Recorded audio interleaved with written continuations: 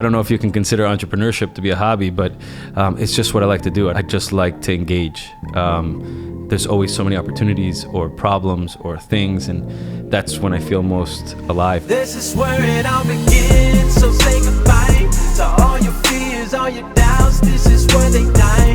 This is where we come to win, we come to fly. This is where we make our dreams come to life. Welcome to Innovation City. Welcome to Innovation City, a podcast featuring the innovators, disruptors, and creators who are changing the way that business happens today. My name is Tyler Kelley. I'm here with my co-host, Leigh-Ann Buchanan, and we're at Venture Cafe Miami. Venture Cafe Miami is the largest gathering of entrepreneurs in South Florida, and on a Thursday night, it's the largest gathering of entrepreneurs anywhere in the world. So if you're in a Venture Cafe city, go to Venture Cafe on a Thursday night. Super excited because tonight we have David Lekach. Welcome. Thank you. Thank you for having me. So Dave, how you doing? Hi, Leigh-Ann. I'm doing all right. Welcome to the Thursday Gathering. I see that you are finally past number 1 and you're on time number 3. How does it feel? I love it here. I think it's great that people like you exist and that you organize and create opportunities for the entire ecosystem to function correctly. So we thank you, all of us. Well, thank you. So our listeners and viewers don't necessarily know who you are. So a bit of a background. You are pretty much a serial entrepreneur. You can't get your hand away from entrepreneurship, even though you sold your company in May of 2018, Dreamwater. You're still investing and giving back to entrepreneurs, correct? Yes, ma'am. One of the things I've learned, I try to be very focused on personal growth and development, is I unfortunately don't have any hobbies. So I don't know if you can consider entrepreneurship to be a hobby, but it's just what I like to do. I don't golf, boat, fish, nothing, the standard stuff down here in South Florida. I just like to engage. There's always so many opportunities or problems or things, and that's when I feel most alive, I guess. And I've learned that about myself over the last year and a half since selling Dreamwater. I love that. And we're going to talk a little bit about your Dreamwater journey in a moment. But I always like to start off by kind of understanding a little bit more about your passion, who you are, and what's your why. And I know you just said entrepreneurship is your thing, but give us a little bit more context of how that started and why you do what you do. I'm a part of EO, Entrepreneurs Organization, and in a lot of those talks, it's about finding your why and understanding it and working toward it. And I think I'm okay in admitting that I don't know what I want to be when I grow up. And so I think it's, sort of an evolving process, and we grow and develop over time. And I'm giving myself the permission to figure that out, as we go. And that's why I say I don't know what I want to be when I grow up, because I don't know my next Dreamwater yet. So we'll see how that goes. But by way of origins, I come from an extremely entrepreneurial family. My dad started a chain of stores called Perfumania and grew it into the largest specialty fragrance retailer in the world.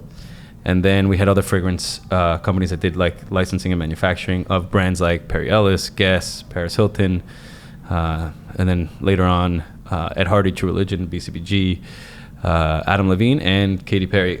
Just hitting some highlights on these things. So I grew up seeing the CPG side of the world and also the retail side of the world. Voluntarily, I have a very big family, and voluntarily I always wanted to go work in the stores. I've been working in the store since I was 12 or 13 years old. That's what I wanted to do in my summers. Zero pressure from my dad, and it's just always something that called to me. I always found it to be very interesting, and I think that's where I don't know a different way to be. Right? I grew up immersed in entrepreneurship, and even in my extended family. So that's just, you have an idea, go out, do it, and get at it and figure it out as you go. So what's the coolest project that you have your hands in right now You can talk about? Yeah, sure. Always the most challenging, the most fun is while we happen to sell Dreamwater to a publicly traded Canadian cannabis company, as you said, in May of 2018, we've been working on our own, as a family, our own cannabis company. We're one of the largest vertically integrated operators in the state of Massachusetts, which is one of the biggest states for cannabis, medical or adult use, in the entire country. And that has a whole host of, complexities, let's say it like that, because it's opportunities and problems, but it's very complex. And I think what I like most about it is the challenge, that there's no sort of clear answer. There's no clear roadmap. But I know that, for example, in that, being very focused, being very integrated into the local communities, not just at the state level, but into the local communities, has paid off. The business is doing great right now, which is not something that a lot of the cannabis companies out there can say, whether they're multi-state operators or single-state operators. And it's been a hell of a journey. And it's always super cool to be able to walk into the things that you built, or you've seen progress along the way. And again, I'm not taking credit for that. I have a family. My younger brother is actually the CEO of the company, and I am in support of all the things that he unfortunately has to deal with on a day-to-day basis, and try to help him out as much as I can. Awesome. So you said that you started working in your dad's stores at 12 or 13. What are some of the things that you were doing? What were you like? Selling, stocking, ordering, I was always awesome at sales. Okay. I was always consumer facing, but when you work in the stores, right, you have to take out inventory, move it around, clean, when there wouldn't be so much foot traffic in the stores, and that would evolve over time.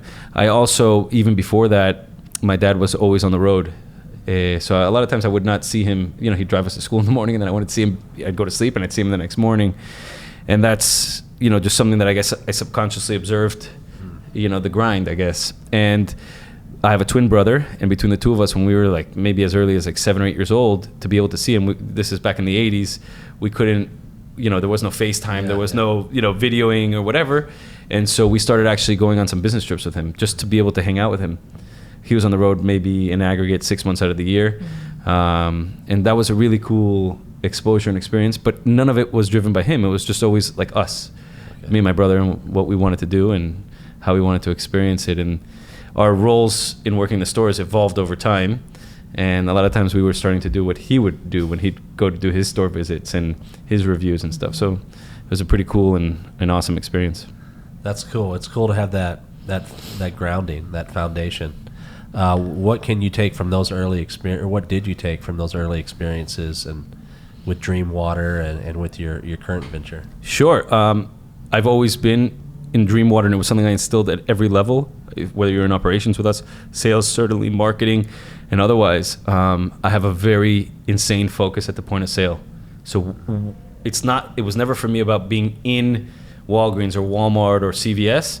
It was always about how you're positioned into these stores. And not just that, but it's also understanding what the logistics are in each store. How does product make it to the back room? How does it come from the back room up? And that was always something that I instilled and drilled into everybody around me, because I was always data hungry. So I can tell what's happening tangentially by looking at the data, because a lot of these retailers have pretty solid data streams that you can tap into.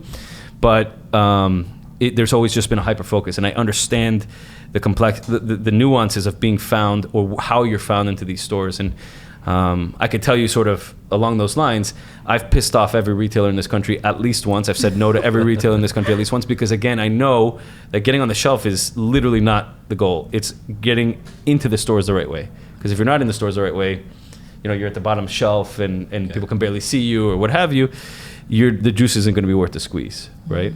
Generally speaking. And I appreciate what you say, because when we first met by phone, I think I was actually in Canada having a call with you, when you're explaining the Dream Water product, I always remember it being so present.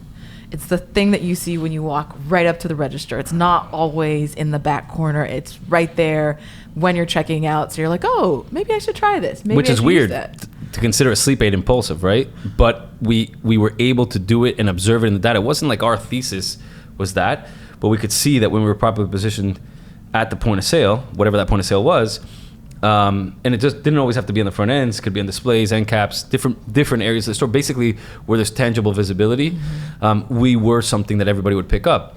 You probably feel that way because we're in all the airports with Hudson News and Parity Shops and all that. So we're right at the register in all these places where you buy your water, your gum, your candy, and what have you when you travel. And when we got those opportunities in the real world retailers, what I call the real world retailers, the numbers were way bigger than anything that we can project. The other side of that coin is dealing with large bureaucratic organizations. It's not so easy, right? And you're one small little vendor for them, and so they have a lot of other initiatives, things, a lot of rotation in the personnel. So it's not so easy to execute that at the real world level, right? So we're both recovering attorneys. You also have the Esquire behind your name. To what degree did your experience as, having that legal training prepare you to negotiate some of those contracts and to really think about the direction you wanted Dreamwater to go strategically? Yeah, I don't necessarily like to publicize the attorney side of the things. I like to say if somebody's going to think I'm a bad person, they can assume that from actually interacting with us, not just because so I don't have the SQ publicly. But the truth, the real answer is you don't learn anything in law school. And sorry if you're a lawyer out there listening, but that's why you have to be out there and clerking, and that's why you have to be out there and where you start to get your first jobs and all that, because it's the experience of, not academic, but the actual experience of that, I think, in any field, law or otherwise, is what counts. Same thing with college, right? Like, what did I learn in Michigan Business School? I learned, but my accounting skills, for example, got a lot better in the real world when I was actually doing accounting, for argument's sake, right? So I don't think that you learn too much in law. I think you're exposed to a lot of those things, a lot of concepts, a lot of thoughts, but you have to be out in the real world and doing it. And I can say I did a tremendous amount of legal work in every aspect of all these different nuanced law topics or channels or whatever. And I guess, we sold in year 9 and didn't have too many big legal hiccups and all that stuff. So I think so far so good. I just turned 40 last week. So through this far in life, it served me really, really well. But I think that you either have it or you don't. It's the ability to negotiate, the ability to sit down and read and spot issues or understand what the words mean and how you're trying to effectuate a certain outcome. I think you either have it or you don't. I mean, and hopefully it's not a cop-out of an answer, but it's just how it's been for me. I think it's true. That's why I'm recovering. Yeah. Well, let's talk Dreamwater. Did you assess the market and then develop the product, or did you just wake up one day and have this idea for a way to help? Yeah. fall asleep? So if you're out there and you're listening, there's a huge amount of people that have sleep issues. What those sleep issues are can vary wildly, but for me personally, that was my head doesn't shut off at night. Maybe some of the people listening here or, even in the room can understand, man, you have thoughts, ideas, and 12 o'clock turns into 2 o'clock in the morning real quick. And I met my co-founder in New York. I was working in investment banking. I met him in the start of the summer of 2009, coming out of, I was doing investment banking up in New York, and people would say, "What do you do?" And I say, "I have a front row seat to the end of the world," because that's what it felt like in 2008, 2009. But already at this, in the spring of 2009, things started to open up. I meet my co-founder. What really happened was I tried his original version of it, and it actually helped me sleep. And things don't help me fall asleep, right? So generally speaking, it actually helped me fall asleep, and I woke up thinking 2 things. 1, I can't believe it worked. And 2, I said to myself, this has to exist. There is no way I found the anti-Red Bull.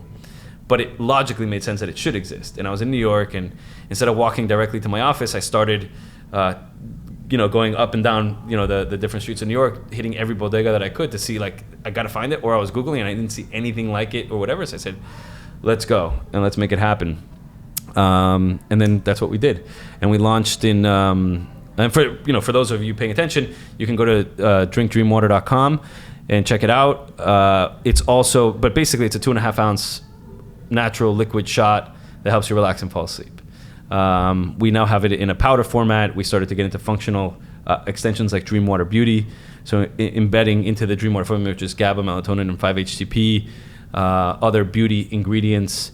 We were working on CBD, hemp, and THC-related, product extensions at the time of selling, and so that's generally what Dreamwater is. And then just to finish sort of that origin, we have a lot of roots in New York, and we launched with Dwayne Reed in mid-December 2009 with the idea of putting the city that never sleeps to sleep.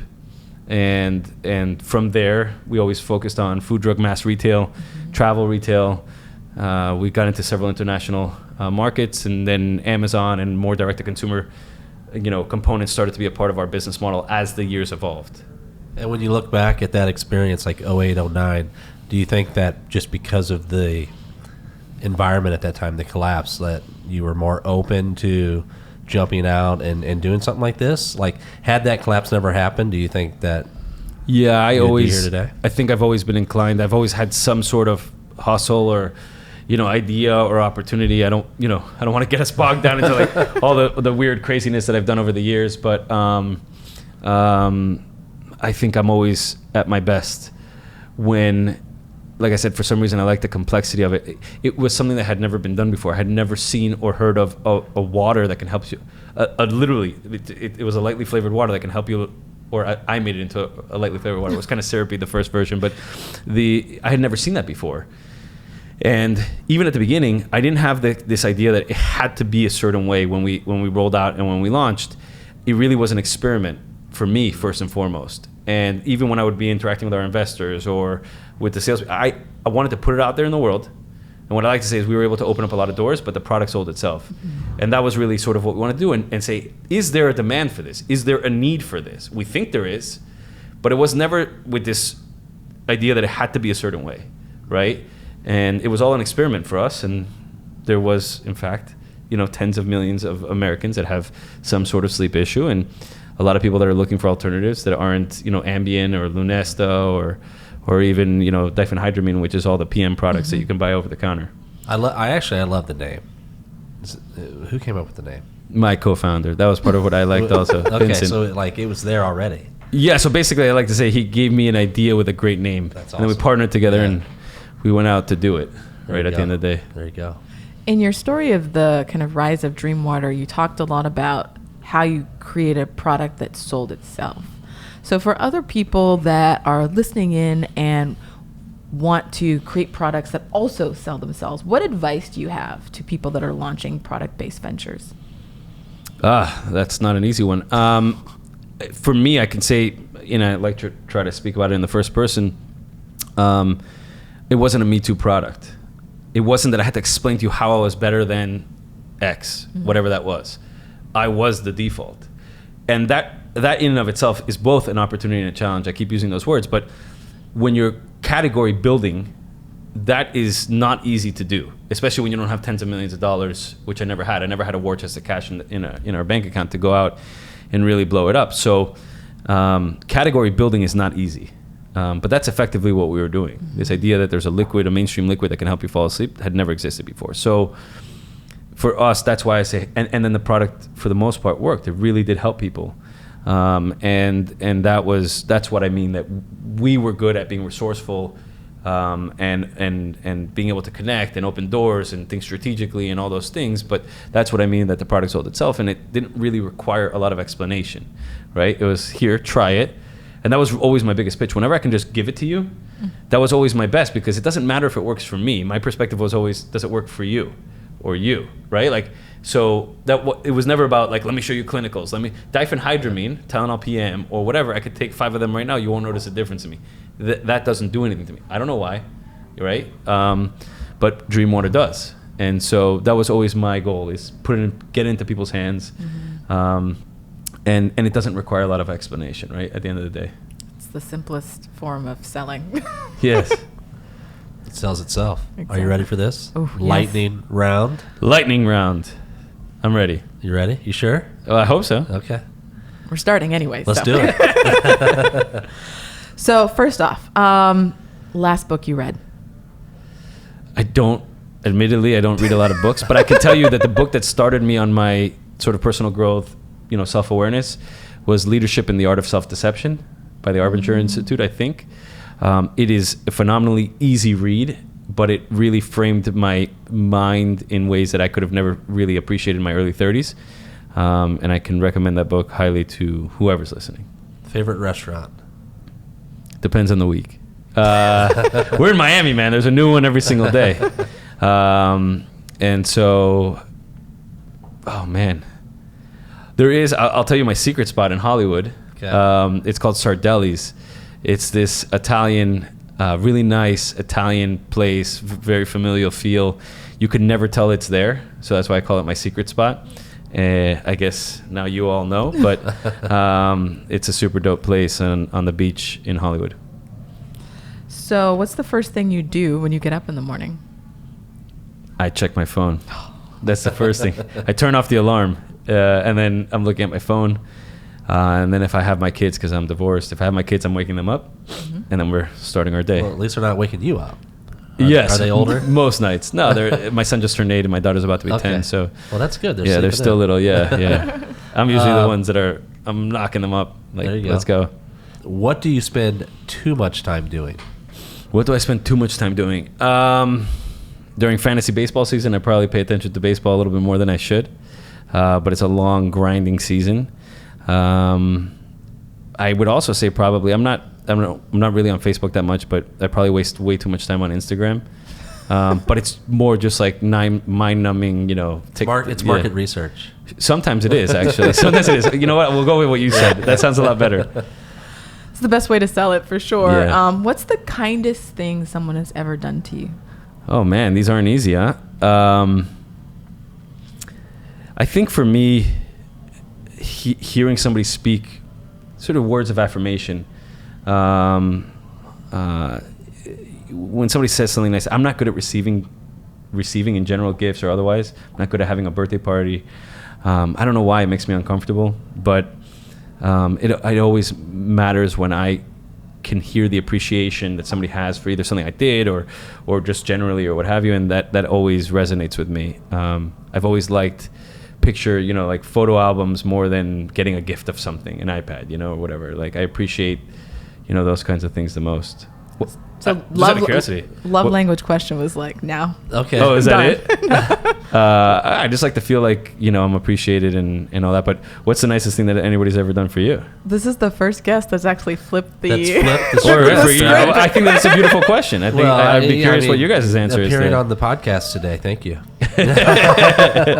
You're welcome. What about for you, Leigh-Ann? For me, so I mentor a lot of students, and so I think one of the nicest things that my mentees have done is, on my birthday, like putting together a nice little video and writing a card, and I'm a very much quality time and that's the kind of stuff that matters, right? Stuff, so yes, hell yeah, and it makes it, they were paying attention, they cared. Exactly. Beautiful. What about for you? That's the fuel.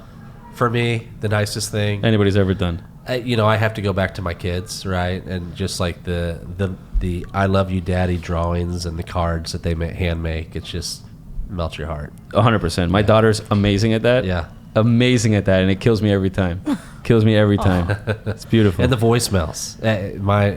You check voicemail? 8 and 3. But you check voicemail? With We're my living kids, in 2020. Yeah, like the Alexa messages and things like that. Okay. It's like I was like, voicemail. those things like melt your heart. Right? Yeah. So last question. What is your superpower? I'll go with perseverance. I don't get too high and I don't get too low, and so which is also not so good sometimes. I like to feel a little bit more, but that keeps me sort of right here. And so no matter how complicated or bad things can be or seem in the moment, it doesn't totally discombobulate me. It doesn't take me down. Mm-hmm. And we sold in the 9th year, and I've been through with Dreamwater, I've been through every business experience that you can ever imagine, good, bad, or indifferent.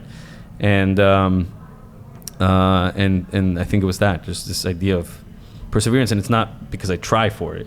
It just is for me, right? If that makes any sense. Totally. That's solid. Yeah.